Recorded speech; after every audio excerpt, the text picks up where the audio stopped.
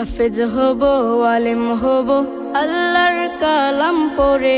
দেরি করো না মাগো তুমি, সাজিয়ে দাও আমারে। হাফেজ হব, আলেম হব, আল্লাহর কালাম পড়ে।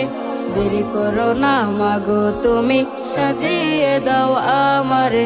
10 নেকি দেবেন প্রভু একটি হরফে, হাজার হাজার হরফ আছে পবিত্র কুরআনে।